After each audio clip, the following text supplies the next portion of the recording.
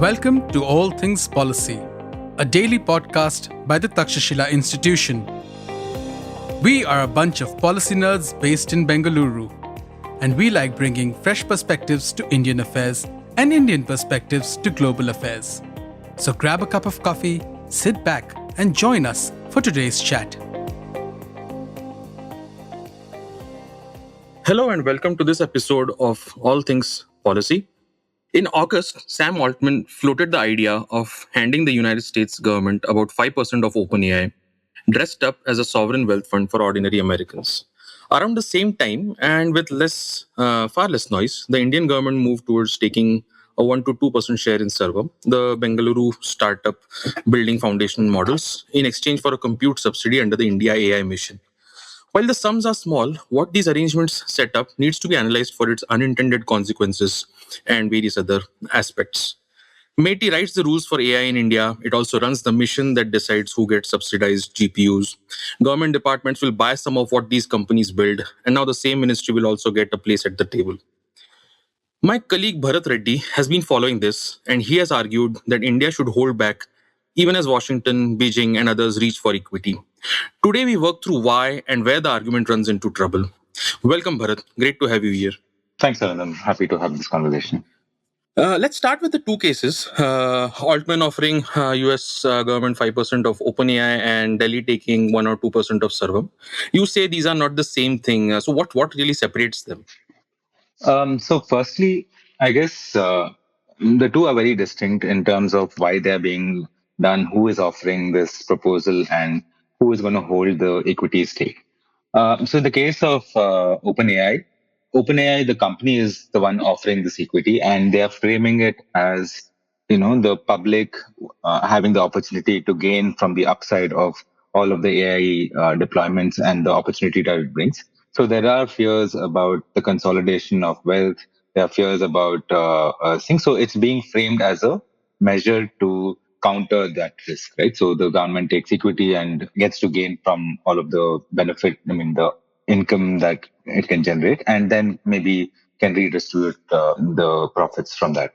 Right? So, but at the same time, a lot of people are challenging this view. There is an IPO coming up, and there's a lot of political blowback, and this could be seen as a way in which the company is trying to secure good relations with the administration. So that's one way in which a lot of people are perceiving this move.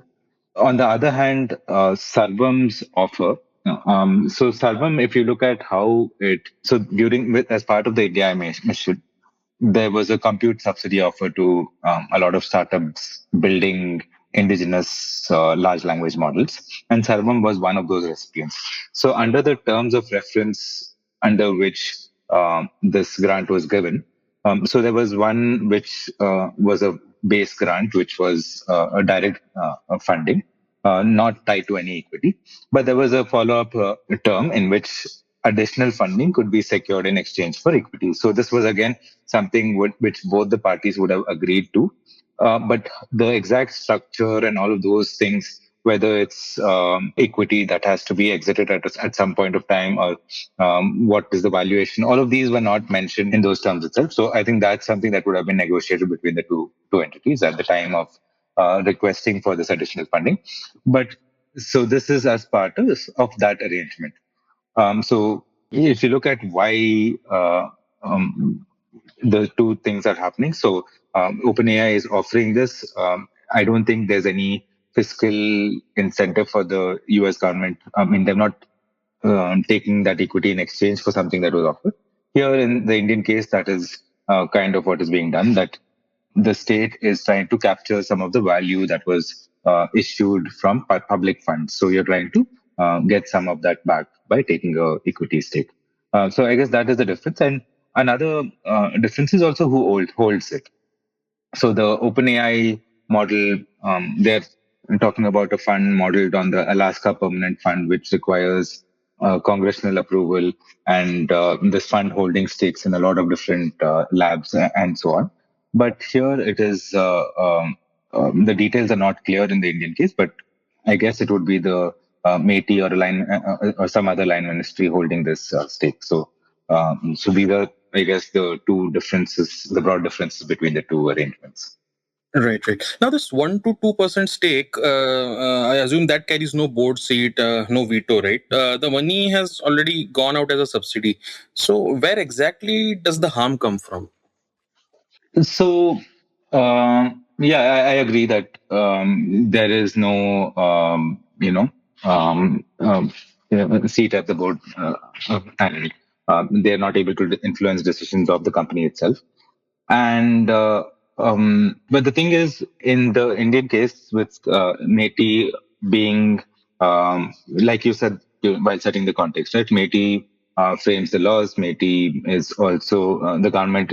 Other departments might be procurers of this technology, so regulators again of the same technology. And now, if they're stakeholders as well in a company that is operating in this space, it could lead to a potential conflict of interest. Now, I'm not saying that there has been any decision by MeitY or Sarvam that is, questionable, or that who's where it shows some conflict of interest. I'm not saying that at all, but this kind of a holding leads to uh, these kind of questions being asked. And when there are other recipients of funding and there are other companies which have not received funding, which are also competing for the same government contracts, a decision to favor one firm over another when for any kind of government procurement could lead to questions which about the neutrality of the in these kind of questions, right? So so it raises these kind of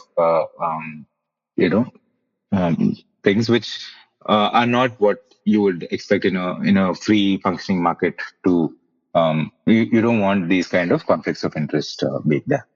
Right.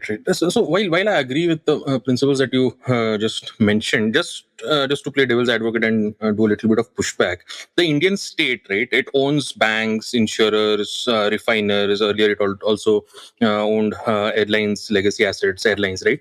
And it regulated all of those sectors. Also, it regulates now also quite a few of these sectors. So why should a small stake in an AI startup worry us more than any of that? Especially when AI right now is one of the pillars of tech sovereignty that's being talked about, right? And if that requires a little bit of state push from the government, should that worry us more than the Indian state owning these other sectors, industries in these other sectors and regulating those sectors too? Right, I look at maybe so we have spent a long time trying to undo some of these things, right? So the state was present in a lot of areas where it shouldn't be present, and I guess the last 35 years has been about deregulation and the state exiting a lot of these sectors where it would have had a strong presence in. So this is something that's a very fast-moving sector. It's something that is very, there's a lot of uncertainty. There's a lot of regulatory response as well, and the state having a role here, as minor as it is, and at this point, what is being proposed is a very minor stake. But having a presence in such a fast-moving sector is, I think, goes against this logic of, yeah, it exists. The state exists in owns banks, insurers, refiners, and all of that. Again, those are at Takshashila, especially, we talk a lot about the state should not be in these places because it is not the most efficient at functioning in a market. The incentives for a state are not, what is required to compete in a market. And a lot of these institutions might not be competing with the same kind of incentives. So you might want certain socially optimal outcomes in all of these areas. And those could be incentivized through other means that the state can control or incentivize. Right. So ownership, which is one of the most extreme forms of state intervention, is not required to achieve the objectives, and a lot of it could be done using less extreme kind of interventions. So on the same thing, maybe I'll look at why states would take equity in the first place, right? So you mentioned banks, insurers, refiners, and in a lot of these cases, when we look at why a state would want to take equity, the first would be control of strategic sectors. So we've seen, at least in the recent past, not just the Indian state, but even in the US states taking a stake in the semiconductor industry, for example, with the US government investing in Intel. And even in SP materials, the state is taking equity in a critical minerals company. refining company. So strategic sectors and sectors that are of importance, national security importance, or have a lot of spillover kind of impacts on other sectors. The state might want to ensure that there is investment, and that investment might not be coming adequately from the private sector, because the private sector might not value the strategic value of that sector adequately, right? So in that case, the state might want to come in. The second might be value capture, which is the argument that we were making for the government taking a stake in Sarvam, that it has offered the subsidy, and to recuperate some of the investments that it has made, it would take equity, and that value of that will go up, right? So in return for some high risk kind of investments, the state seeks some kind of a returns on that investment. So that's value capture could be another form of this. The India's RDI fund again has this kind of a model where the state offers funding in exchange for maybe moderate returns on interest on that amount that has been lent, or an equity stake which is offered, right? And the third is public wealth creation, which again is some of the model is a model that sovereign wealth funds follow, and it's again something that Altman is proposing with by offering a stake in OpenAI. So while the first, and then again, you have the Indian state wanting certain socially optimal outcomes, which might have been the reason for this thing. But the first three that I stated, I guess, would be reasons why you see this. And even among those, you can see that the strategic sector would maybe one thing that could be a good reason for the state to enter it.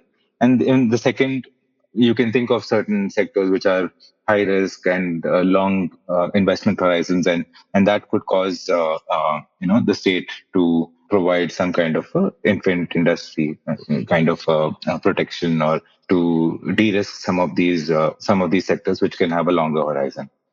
So yeah, these are the things, and yeah, it still does not make sense to compare banking or refining to say to the AI industry that we are seeing right now.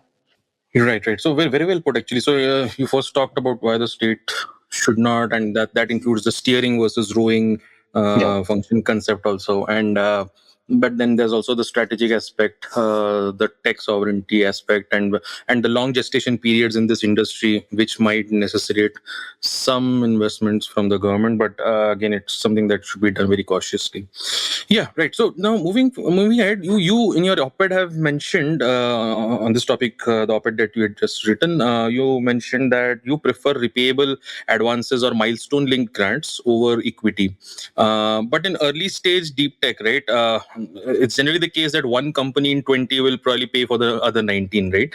So that's the sort of ratio that you work in when you're investing in early stage deep tech, right? So a loan, however, caps the state's upside, right?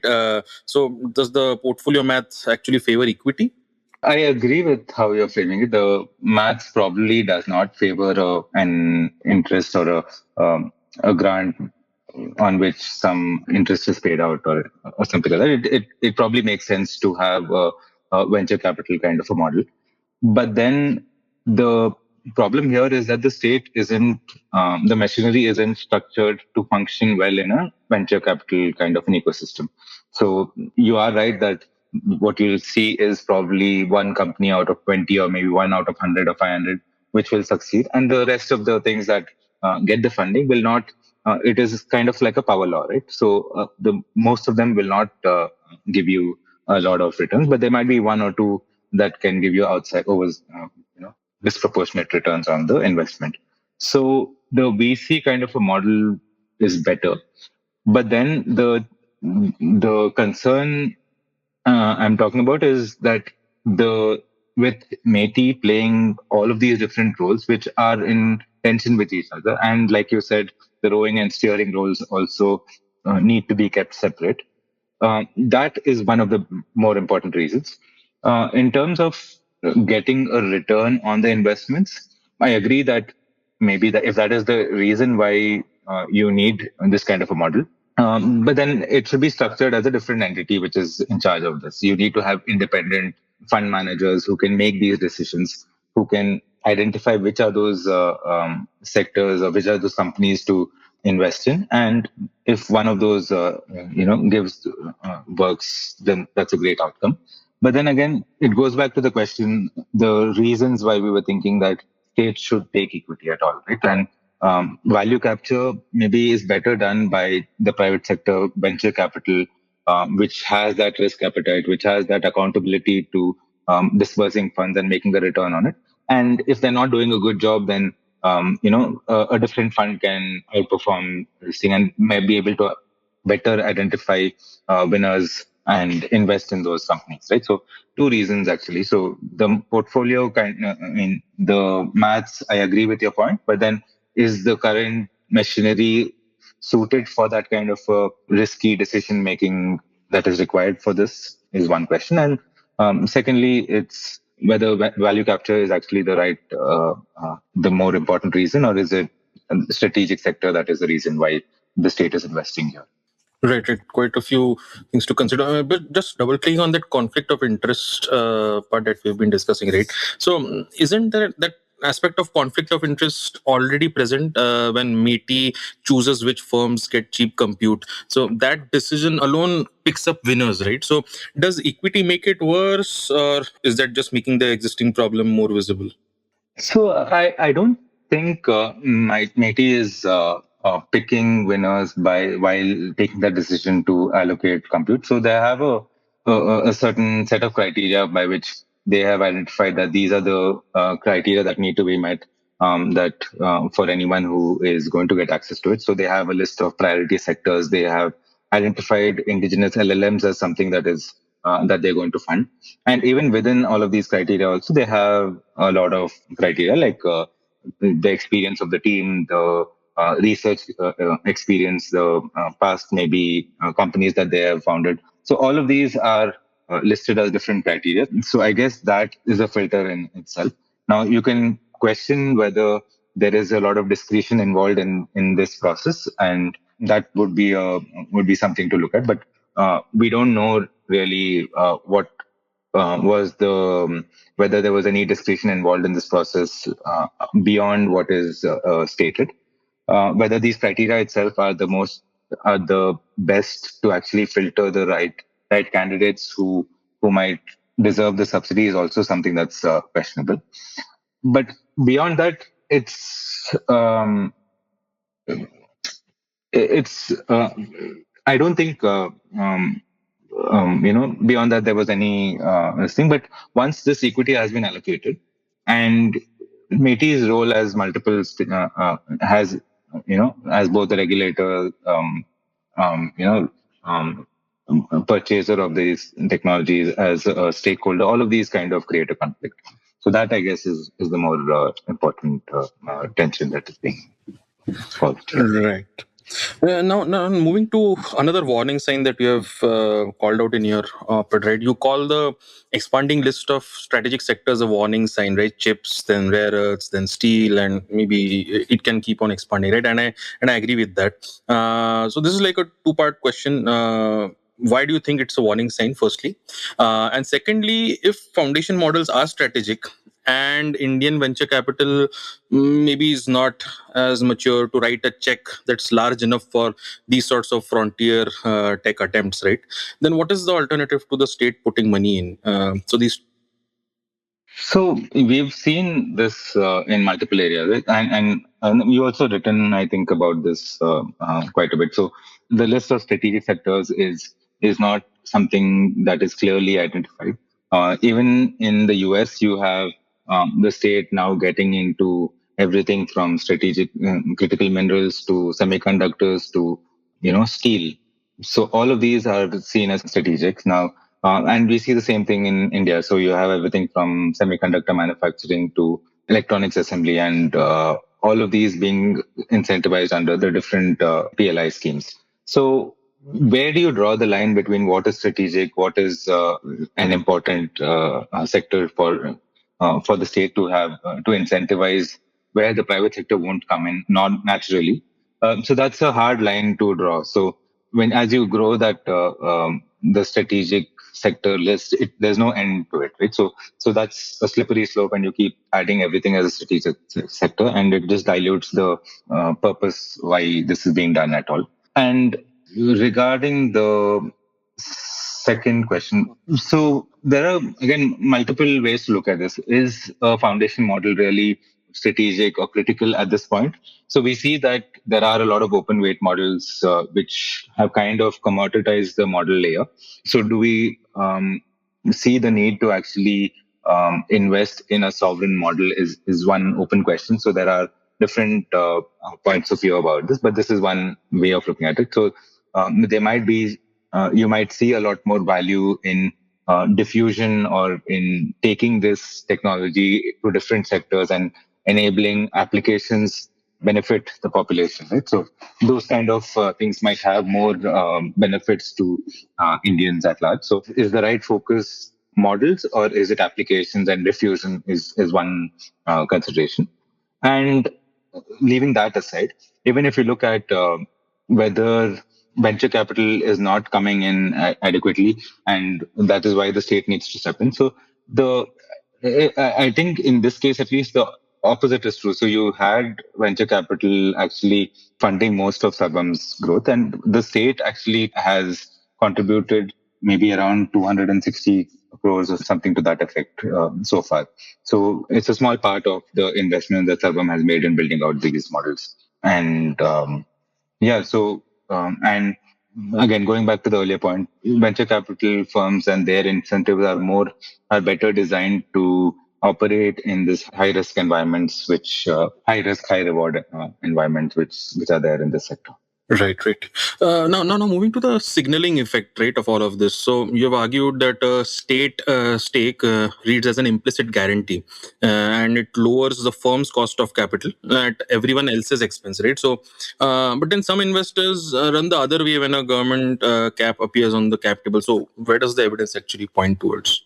I'm actually not. I did say that it could be a signal, but it's something that maybe requires more evidence to clearly say that this might be the case. And especially, it depends from sector to sector. It may be the way it is in the AI startup might be very different from how a government stake in say a bank would work, right? So it might be a very different kind of a scenario. But you can imagine a case where if a government stake exists, then especially in a nascent industry like this, which requires procurement to kind of fund growth, and the government is also a procurer, so you can see that investors might prefer those funds which are already backed by the government and which have a better chance of getting government contracts over others who might not have the thing, right? That kind of arrangement. So this raises some questions about this decision by the government to pick one firm, makes it harder for the other firms actually to compete in that environment. So that was the thing. So I have to concede that I don't know if there is evidence to make this claim, but it is something that seems like it would be a plausible scenario that some firms would raise capital more easily, especially in a nascent industry like this. Right. That's certainly plausible, and we will do with some more research also. I guess the evidence will point towards that. But anyway, now moving to the next question I had was about the safeguards that you have mentioned, right? So one of the safeguards that you have mentioned is an independent, professionally managed fund holding the stake, right, at a distance from the regulating ministry and with a published exit horizon, right? So which Indian institution could do that today? What does the record of our existing funds suggest about whether all of this is possible, doable in the Indian context? Actually, I think you might be better placed to answer this because you've studied the innovation policy a lot more than I have. But I guess something along the lines of the RDI, but with more independence in the fund managers, so that the fund managers also have some experience operating in the market, and they're all also not closely linked with other government functions, right? So that kind of a model might be better placed. But I'll maybe throw it back to you and ask for your points of view on this, because you might be better placed to. Yeah, I think the RDI way is probably certainly one way of doing it, having a professionally managed fund of funds and doing it in a professional manner really helps. No other government institution of late comes to mind when it comes to doing this in a very professional manner. But even the RDI fund just recently had some controversy, right, regarding conflicts of interest of who all were approving the funds and fund dispersals, and what sort of interest they had in the companies who were getting it, although they had declared the conflicts of interest, etc. So while it sounds good as a separate setup, there are administrative matters there also that probably need to be taken care of. But yeah, now just looking ahead, right, we've talked about the problems here, etc., etc. But now assume that nothing changes and this becomes the default way that we deploy money, maybe how the India AI mission does, RDI funds, etc., deploy money, right? So what does this sector look like in 5 years or maybe 5-10 years? It's a really hard question. I think that anyone would find it difficult to answer, but I would say that it's hard to pick winners in this kind of a sector. It's maybe diffusion within government, building capabilities within government could be prioritized a little more than what is being done through the compute pillar of the AI mission. But in terms of the sector itself and where it's likely to be, it's really difficult thing to say. You see that the model layer there's a lot of competition between the US models and the Chinese open weight models, and even that, I guess there's a lot of uncertainty about how things will look like.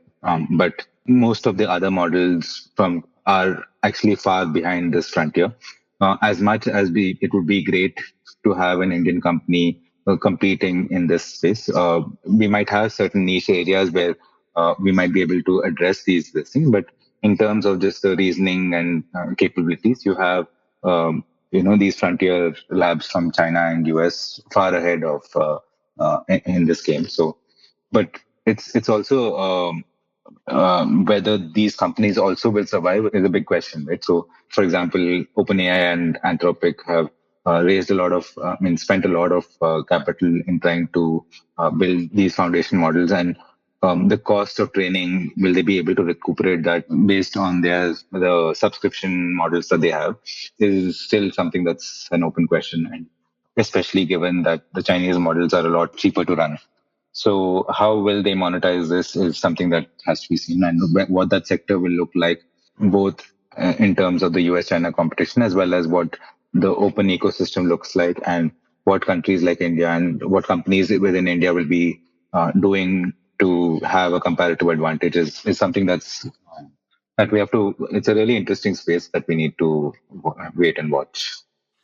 Great. And just zooming out a bit, I just wanted to discuss about how the government focusing on taking equity in, say, a particular sector, just like in AI, does it crowd out some of the government investments from the other sectors that India is probably lagging behind, but could fetch us, more dividends down the road, right? So, for example, there are other sectors, say quantum or nuclear tech, etc., right? In a sector like AI, which probably has venture capital money already available to some extent, does the government also crowding into this space move out money from the other sectors? That's just something that I've been wondering about. Any thoughts on that? I'm not sure how much funding. I can understand the logic of your question, that it would be crowding out, and there are other priority sectors which could use the same funding. But in terms of how the compute pillar itself is designed, what we see from reports is that the utilization is actually far lesser than the headline numbers of 10,000 crores being allocated for this mission, right? So the utilization is actually far lesser than that, because a lot of that is capacity of empaneled vendors which was onboarded. But how much of that compute is actually utilized, how much subsidy is given, might be a far lesser number, especially considering the criteria that companies need to meet. Also, the equity stake for additional rounds of funding.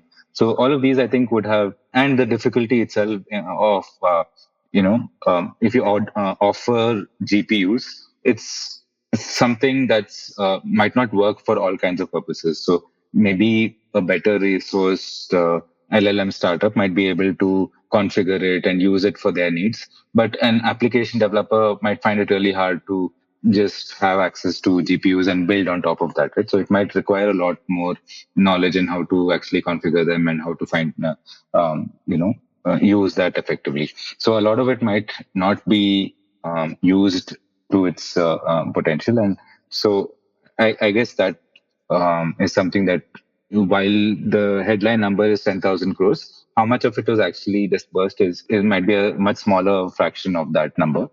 But I agree that it's still something where it's evolving very rapidly. And this was something that was done in the very early stages. While there was a lot of talk about sovereign AI and the India AI summit was coming up, and this was seen as, you could think of this as rhetoric in the lead up to that summit as well. So yeah, all of that. But I agree with you on the priorities, and maybe there are other sectors that could use the same funding. Right. So that's a good segue into the last question that I had. Now, again, forward-looking question. The next round of compute subsidies could be coming up, etc. Right. So, what would you change in how all this is designed? I think the focus should be a lot more on diffusion rather than building up sovereign capacity. So how do you get different kinds of, and a lot of that might not even have to do with AI at all, but AI enables a lot of things. And do we have the plumbing to actually make sure that what we have is suitable for AI to address, private sector to use AI to address use cases on top of that. So I would say that building, capability within government to actually make the right decision on how to build things and what kind of things to prioritize. So that is, I think, something that's really important. And you don't need compute capacity like GPU slices for a lot of the use cases. It might be something that could be offered in the form of a open router kind of a model where you have inference available and you can switch between any model of your choice. So for a lot of government use cases, something like this might be what is required than having a slice of a GPU on which you need to still decide which model and which how to tweak it and how to deploy it and all of these things, right? So instead of that, something like an open router for use cases within government is something that could be considered. And then, a lot more focus on applications and how do you enable, use AI to enable access to a lot of people. It could be another priority because there's this idea that India is composed of different kinds of, and there are lots of different segments within India with different purchasing power.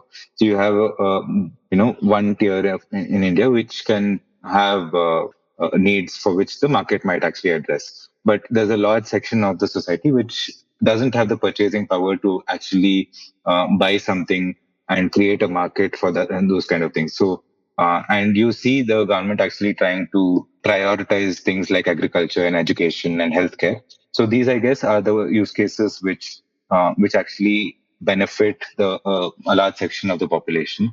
And that, I guess, is the right approach as well. So how do you incentivize building applications for the masses? And maybe some of those could actually lead to a lot of positive outcomes, right? So I guess those are the things I would think are things that the second round could do. That's a really good set of recommendations and a good note to end the episode also.